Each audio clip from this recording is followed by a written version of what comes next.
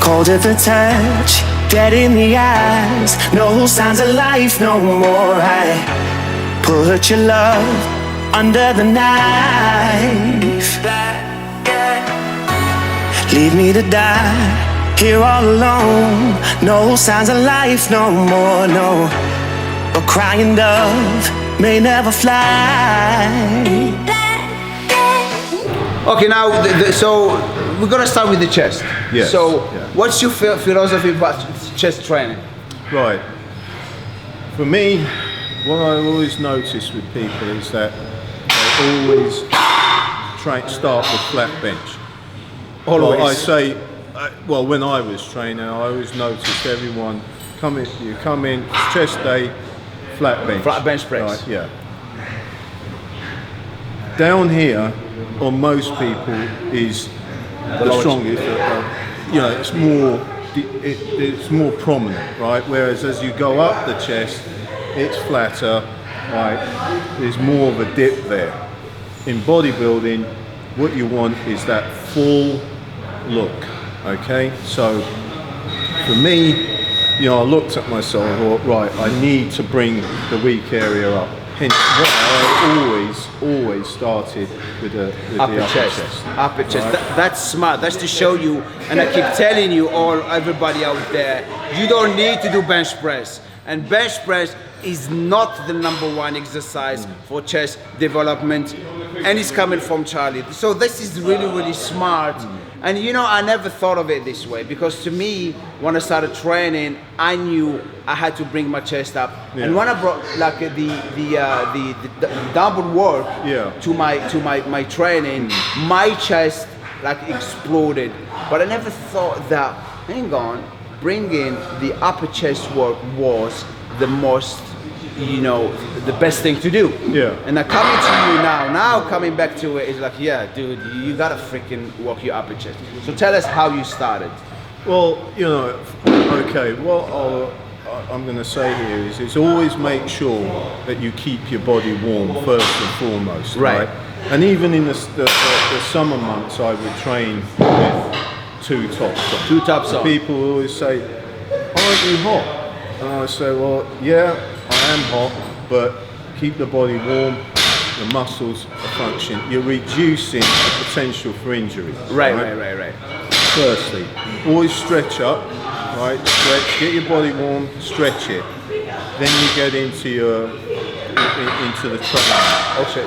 So, if we can, do you want us to I'm going to be the model, right? Okay, you're the man. It's an honor. I'm an honor to do that, because right? you now have a better physique than I. No way! Yeah, no way! Right. There is no way I have a better physique than this guy. So, yeah, the 45-degree angle, right? Now I favour, okay, you can go dumbbells or barbell, right? But dumbbells are always good. Right? Tell them why dumbbells are always good. Well, look, you've got, for me, you're using a lot of muscles. Firstly, you can angle yourself, right? So you've got if you've got a dumbbell a bar in your hand, the bar's dictating obviously where your hands are. Same with a machine. Dumbbell, how I like to do it is you're on the bench. Is that most people bench from here, right? Be it flat or inclined. So their elbows are up. You're going into the delta, the front delta. The heavier you go, the potential for injury starts to mount. Okay? So for me, with dumbbells, you have more control. You can put your hands where you want them. Plus, you're involving a lot of other muscles around the shoulder as well as in the chest. Right. Okay, and you're not. The bar isn't dictating where the angle of work is. Exactly. Okay, exactly, so yeah. we can start with. I'm just gonna pick up anything. Don't do anything heavy. No. You go with what you're okay? comfortable with. That's fine. That's fine. it, Okay, yeah. so so I'm there. Obviously incline. Right. So again, you see now, Jammo's warmed up. He's keeping his body warm. So now, my point is the old most people want to bench here, which is, okay, so no, that's not where we want to go, okay? So elbows slightly, not too much, slightly there, because what you want to be doing is pushing through the chest, okay? So when you come down, okay, and keeping the angle at 90, right? So there, and you push up and through the chest, okay? So you don't even need to come down below, because again, people tend to come too far down, throwing it in the deltoid, okay? So you come up, okay? So if you just come down to where my hands are, there, right, and push up through the chest. That's all you need to do. Nice and control the negative, okay?